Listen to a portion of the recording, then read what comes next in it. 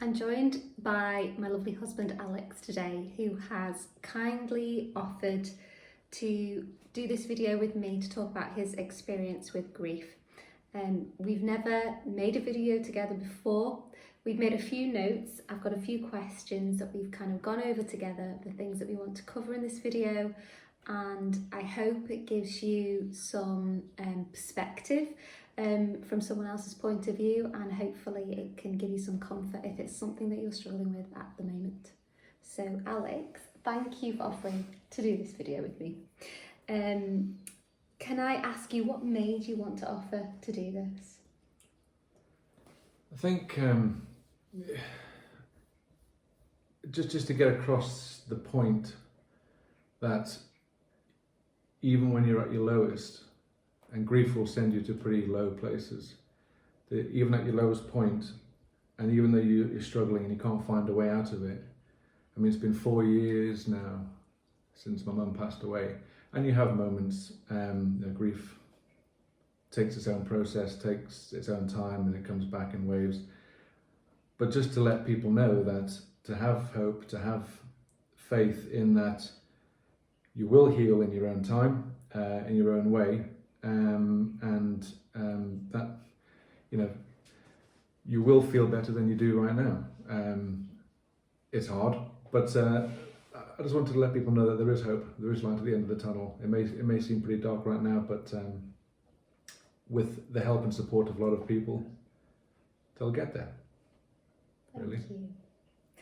And tell me and the people watching, how did you feel during those first few weeks and months after losing your mum? In the build-up, it was very adrenaline-fueled, as you know. Lots of twists and turns with her illness, and so you didn't really have time to comprehend. Everything was just so dramatic, and then the end came, and then about 10 days afterwards, you have to deal with the undertakers. She passed away in Liverpool, as you know, so we had to get her back home. Then you're planning the funeral. I had to write the eulogy. I delivered the eulogy. So there's a lot of emotion going about, a lot of adrenaline-fueled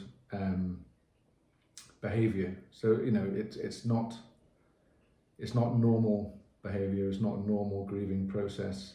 It's after all that kind of stuff happens, after the funeral's taken place, and for everyone else, life gets back to normal, and then that's when you're on your own and you have to deal with the enormity of what's happened, getting used to the day-to-day life without that person.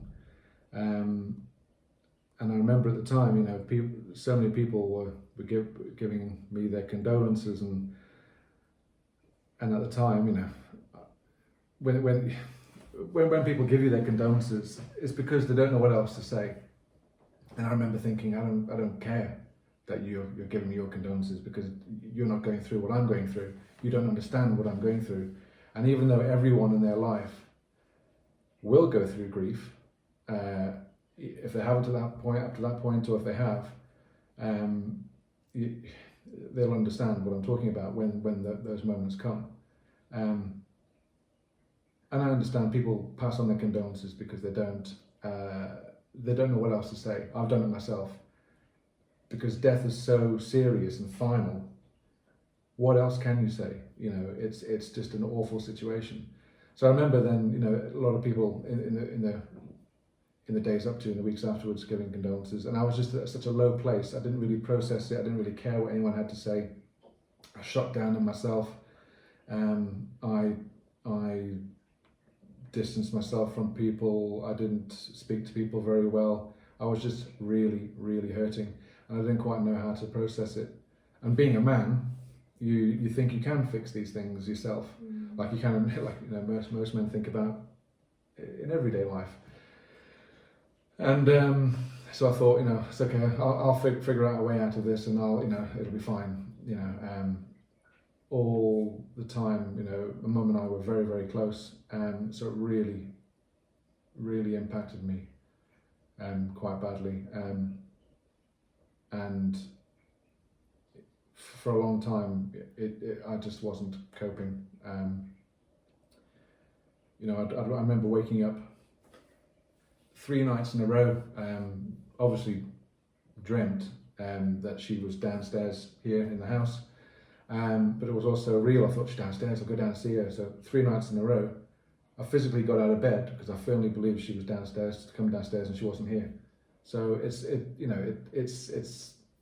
your mind plays tricks on you, like that, and you're not thinking rationally. So for about six months after she died, it was a really tough time, physically and emotionally. It wasn't the easiest of times, as you know. Yeah. What was the turning point for you? When did it start to pick up? The turning,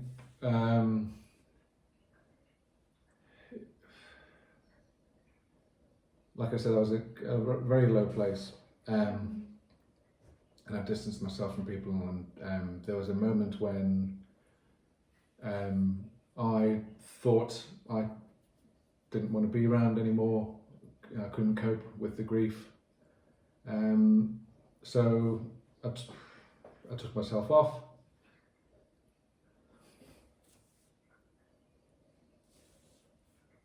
And I planned to end things. I was in the car with the engine running. And I had enough. So, and that was the turning point, because I'm sitting there thinking, all I need to do is put my foot down. And then I had her in my ear, basically saying, what the hell are you doing? You know, why are you doing this? What the hell, do you not listen to a word I say? And like I said, while she would have welcomed me with open arms, she probably would have kicked my ass as well, because I just started believing in the things she had to say and what she had to basically. This was, she was telling me things like, I have to concentrate on your marriage and live your life. This is, this is your life to live, and all that kind of stuff. And I've had my life, and it's, just she was desperate for me to live in the here and now, and give everything you've got to people you love, and live every day, and at that point I just kind of reversed the car and just kind of faced the other way, and I just thought, just honor her memory by living your life and each day, because the last thing people would have wanted at that time is for another kind of sad event to deal with. And instead, I could honour her memory more by being here. This is what I was telling myself, that I could honour her memory more by being here, to talk about her. And this is what, when someone's gone, it's our job, it's the job of the people left here, to talk about the people that have gone as much as possible, because that's how their memory stays alive. And ironically, that's what helps you deal with the grief, talking about them, talking to other people about them, because everyone will have their own memories of that individual, and whether you realise it or appreciate it or not, their stories help you grieve, and it helps them to a degree. Okay, they won't be feeling the grief as much as you, possibly, but talking about people and reliving the memories, whilst sad, helps grief. But yeah, that was the turning point. I just and it was from then that I whilst everyone in the weeks and months up to then was telling me to go and see somebody, I made the decision to go and see a counsellor at the hospice, and it's the best, it was the best move, I spent 2 hours with her, and I came out. I mean, look, it didn't obviously bring my mother back, but it was the weight that came off my shoulders was huge. And I felt as though there was a way forward. I had a direction forward, whilst hard, that it helped. But I think what makes a counselling session so impactful is if people have got to do it in their own time. That's what I'm saying about grief. Yeah. Grief has to happen. There's no rule book. There's no set process. Grief is done in your own time, and grief is not one of those things that you should be ashamed of, or don't feel guilty about crying in public. Don't feel guilty about asking for support. Don't feel guilty about prioritizing yourself, prioritizing sleep. All these things you have to do. And I understand that in the midst of your grief, you think, I don't want to do that. You push people away. Whilst you'll realise that is the right thing to do, you've got to do it in your own time. And the support of your friends and family around you is integral to that, because no one's asking for your friends or your family or anyone to solve anything. You're not going to solve someone's grief by I don't know, coming up with a magic wand, just being there helps people get over things. Anyway, that's a long way of saying what the turning point was anyway. Wow. I mean, I knew things were bad at the time, but I didn't realise quite the extent. I did before this conversation, but at the time I hadn't realised, that was the place you were in. Well, now you think you can fix it. Being a man, you think you can fix these things yourself. But yeah. And how long was it? I know, but for the sake of the camera, before you went to get the... About 6 months. So she passed away in the May, and it wasn't until December. Yeah. It's a long time. 7, yeah. Yeah, it was pretty bad. Wow. So, what advice could you give to those people who are grieving for a loved one right now? I think, it...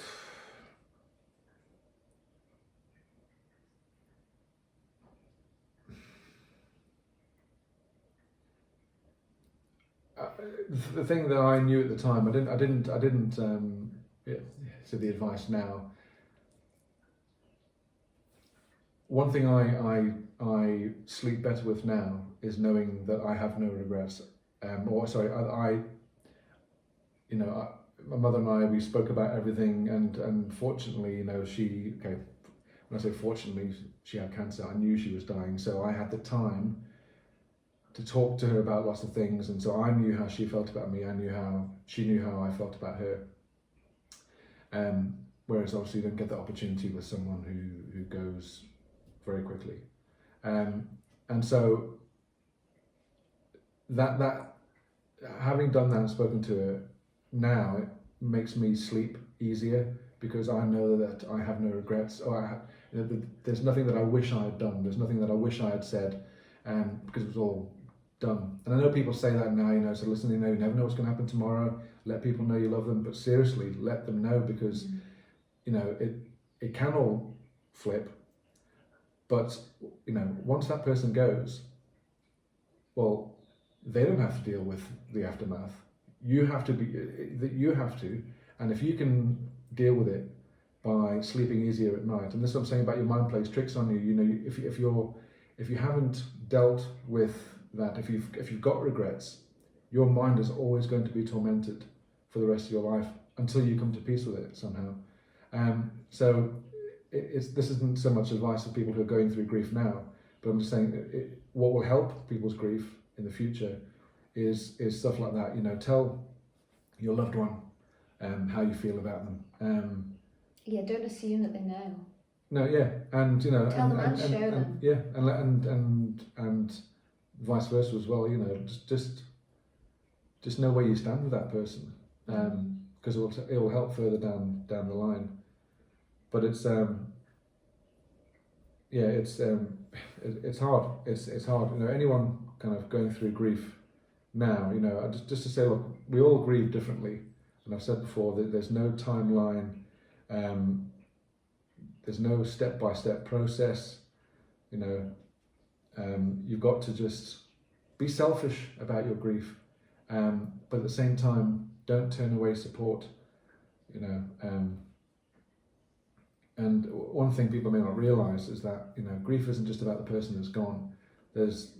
We've spoken about it before, and you know, I refer to grief as what people don't talk about is the double whammy of grief, and you're not just, and what I mean by that is you're not just grieving for the person who's not here, you know, grieving that, you know, because you're missing them.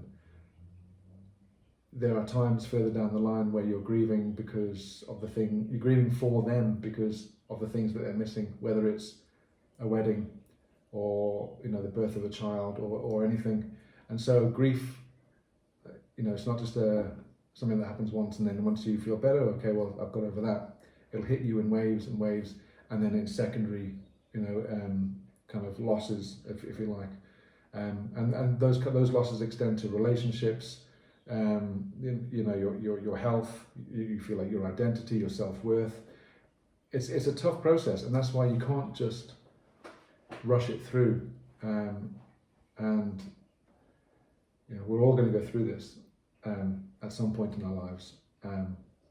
In our own ways. Yeah, in our own ways, exactly right. And I think people who have gone through it totally understand other people that, you know, are going through it as well. I think it's important for people to understand, if they have been through it, that theirs is going to look different to someone else's. Is there anything that you know now that you wish you'd known in those first 6-7 months, like losing your mum? I don't think so. Like I say, it's its own process, and everyone's individual. And I think, you know, I just wish, I wish I didn't have to go through it. I wish I didn't know how painful it would be. But that's life, you know. It hurts because you care. Yeah, it hurts, and it's like when you lose a pet, you know. Anyone that's a pet lover, and that, you know, when you lose a pet, it really hurts because, and things hurt so much because you love that person so much. You see on the news people, you know, dying, you know, around the world, and let's be honest, you know, you don't have that same emotional attachment to that kind of thing. Whilst it's terrible, and you know, as you do to, especially, you know, a parent, or even worse, I think, a child, your own child, and it hurts so much because you love that person. But I'd rather love the person and feel the pain than feel nothing on both sides. That's something that's changed, hasn't it? Because at the time it hurt so much. I remember you saying. Still hurts now, you know. I've learned to manage it better. I've only just started going through her things, you know, and sorting things out. And while we're doing it, you know, we're having a good laugh about things, and you know, and this is what I mean about the timeline of things. You've got to do them all in your own time. Because if you don't, you could potentially set yourself back even further. So, I think there'd be some people who would be potentially horrified to know you're still going through things 4 years later, but we talked about it, and well, no, that's what I mean is, I think it's a mistake for people to have their own kind of model of what grief should look like and what the timeline around that should look like. You have to do it your own way. Yeah. Is there anything, like advice you could give to the friends and family of people who are struggling with grief? So somebody in a supporting role. I think grief is one of those things that's not talked about enough because people don't like to kind of address the elephant in the room, you know, because people don't know what to say. It's you know, whilst it's something that we're all going to go through, death and taxes, you know, we're all going to go through it, but we don't know how to deal with it, and you don't know what to say to somebody who's going through it, because in reality there's nothing you can say, because nothing's going to bring that person back, and I think that's the point. There's nothing you need to say, you know. What I think what people need to do is it's the physical support, hanging out with somebody who's going through grief. You know, and the goal of hanging out with somebody who's grieving isn't to cheer them up. It's so they don't feel alone. Yeah. And I think over time that pays dividends. You know, I think that's That's A lot of that's people what people can can feel do. awkward, can't they? And They they can, don't know yeah, what to say. yeah. And I think if you know someone, you know, if you're walking down the street and you see somebody who you know has just lost somebody, and you're on the other side and you go and you think, well, I'm just going to leave them alone because you know, they're going through a terrible time. Cross the road, give them a hug. You don't have to say anything because there's nothing you can say. Just let people know you're there for them and that you understand what they're going through, and that will mean the world to that person. I mean, at the moment, I think it's the physical contact that people must be really struggling with. You know, they can't have hugs from people and things, and that must be really tricky. That's not going to be the case for. But that goes to show, you know, so this is a different element, you know, of grief. You're grieving because you're not with your friends and family, and you know, it's not about what you say. We can all go out, like during this COVID times, we can all go on Zoom and we can all talk, and that's great. But it's the physicality, being there, hugging somebody, and just being with somebody, has a different dimension, and that's where people need to talk about grief more. Accept that everyone's different and they're dealing with grief, and you know, don't be shy about addressing grief or approaching someone who's grieving, because that person, you know, whilst you may not know what to say to that person, the person who's grieving has nothing to say, you know. So just cross the road, give them a hug, just let them know you're there for them, or just, you know, if you know them really well, just sit with them. It's just being there with somebody, you know. So yeah, that's because there's nothing anyone can say. One of the things I've noticed about you when you're talking to someone else, maybe who's going through grief, or in any case when in your interactions with friends supporting you throughout your experience, is the importance of humour and not being scared of actually laughter and sharing funny memories and having a bit of a joke. Not joke about the grieving process, but not being scared to laugh and of that emotion as well. Yeah, and I think it depends on the relationship you have with the person. Yeah, and the context. Yeah, but look, like I said, we're all going to go through it, and I think, you know, if you can get to the point where, you know, you're not joking about death, you just bring some light humour, maybe to a situation, you know. But I think having gone through it, you kind of know what to say and what not to say, and going through it with somebody, you know, and joking with someone who's going through it, you kind of then have a bond. But like I say, everyone's going to go through it, and hopefully, you know, lots of people don't go through it for a long time. But yeah, humour is important. It just brings a bit of light to a really crappy situation, you know. But yeah, it helps. How much do you think the mind plays a part in the grieving process? Oh, it's huge. You know, it plays tricks on you. Like I say, I thought my mum was downstairs. You know, you dream, you imagine, you hear things, and I'm talking about me sitting in the car. You know, you get yourself into such a low state of mind, and it's whilst it's kind of rational how it's got there, it's not a true reflection of things, because it's influenced, and whilst your mind has gone to a dark place, just as easy, with a bit of effort, you can get your mind into a brighter space. But it's knowing when to turn that around, and wanting to turn that around, and then it's like a lot of what you do. You know, it's you know, it's all using your mind to better yourself. And yeah, so it's a huge thing, and I have to do it still today. You know, every day. You know, there's not a day or a minute or any day that I don't think about my mum. But you consciously make the effort to, right, this is how I'm going to honour her, or this is what I'm going to do. I'm going to get on with it. You know, it's a great, beautiful, bright day. I'm grateful for the air. I'm grateful that I'm here. You know, admiring the flowers or whatever. You know, and you know, the sunshine, and you know, just you once you've gone through the experience of death, you appreciate a lot of the small things in life. And I said to you, you know, one thing, up until her death, I'd never seen somebody die and I'd never seen a dead body. But up until her death, you know, I was always scared of my own death. And after being with her and experiencing what it can be like, I'm not so afraid of it. What's worse is what's left behind, because the person who's died, they're gone. You know, they're not bothered.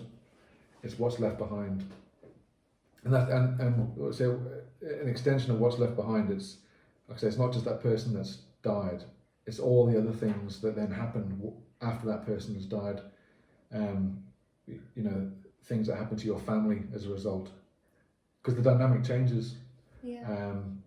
And so that's why a lot of effort needs to take, and everyone's going to grieve and in all their own time, but a lot of effort needs to take part and by a lot of people to maintain relationships, because again, then that's another step of grief, you know, because things aren't the same. You're not the same, and this is why I firmly believe that, you know, people, you don't ever get over somebody dying. You just learn to live with it. You find your way and you learn to live with it, because once that person's died, whether it's a parent, especially when it's a parent or a child, whether you like it or not, that changes you as a person. You're changed, and so you have to learn to live with it, and make the most out of what you do have in life. It's hard. It's hard. Is there anything else that you want to say about it that we haven't covered, or kind of final thoughts or words of encouragement or comfort you could give? No, I just said, look, you know, before, don't feel you're alone, but don't feel guilty about walking down the street and bursting into tears. Don't feel guilty about, again, prioritizing yourself, you know, being selfish. That's from your point of view, from grieving. You know, accept that there's no rule book to this. There's no fixed process. It's all in your own time, and there's nothing wrong with that at all. You know, but also there's people out there who want to help, who probably don't know how to help. Let people be there for you, and from their side of things, from the people who want to help, you know, and if you know someone's grieving, don't exclude that grieving person from things because they're sad or they're going through a hard time. You know, so cross the street, give them a hug, just let them know you're thinking of them. I'm there for you whenever you need. You just call. But also, you know, invite them to things that you're doing. But on the flip side, don't push the expectation on them that they should be happy. You know, it's just not possible sometimes. What about people, so talking about it helped you, you went to a talking counsellor, which isn't the same as what I do. What about people who just don't feel like they have the ability to talk about it? I don't know. I mean, you know, they could see somebody like you, you know, but I don't know. I really don't know. If for me personally, I mean, look, talking about it has helped because I'm getting the stress off, but also I'm reliving memories, and I'm just vocalizing rather than keeping things inside. That's my way of doing it. People who can't talk about it, I think, you know, again, it's a process that takes many forms, and we don't have to just talk about it. But you know, people will be grieving, still be grieving, and they might do it silently. But I think it's still important to have a support network if you can get one.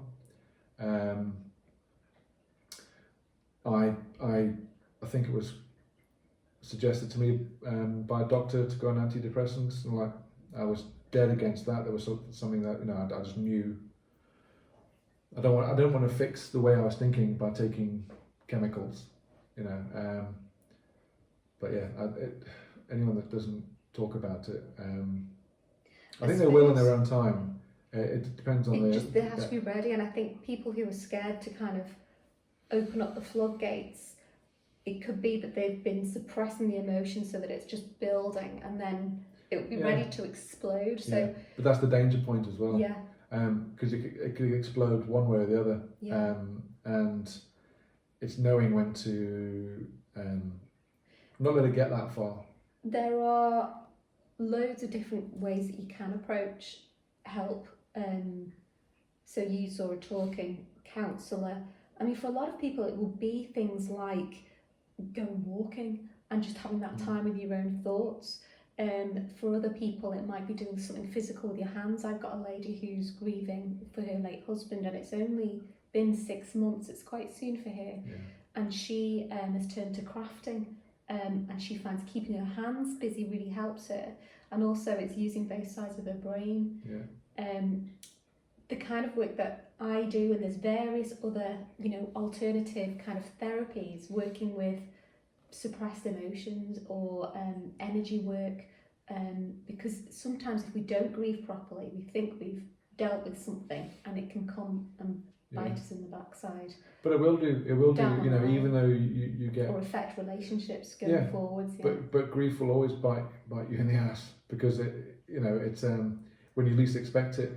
You may smell something that reminds you of the person, or you walk past something, or whatever it is, years down the line, and then no one says grief has to be sorted out in 6 months, or 6 years, or I remember I was talking to my mum about her parents, and towards the end, she missed them terribly.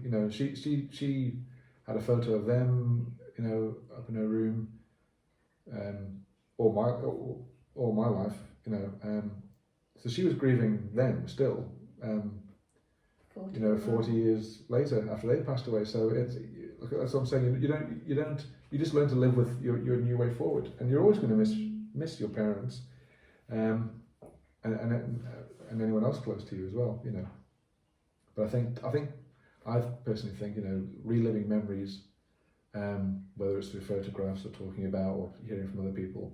And that's why I put a lot of things on here on Facebook, because, firstly it comes back and reminds me, but also, when I get comments from other people, it makes me feel better, but also I'm keeping her memory alive, and that's what I always do. So. Thank you. It's okay. Thank you. Yeah. I just really appreciate you offering to do it, and then kind of then gearing up to, we put these questions together, you talked about them, thought about your answers, and then gearing yourself up again to actually sit here and do it. It dredges things up. So I really appreciate it, and I know that there'll be people watching this that will have taken great comfort from that. So thank you, Alex. Okay, I'm gonna stop the video now. I hope you found this helpful, and please share it with anyone that you think might find it useful.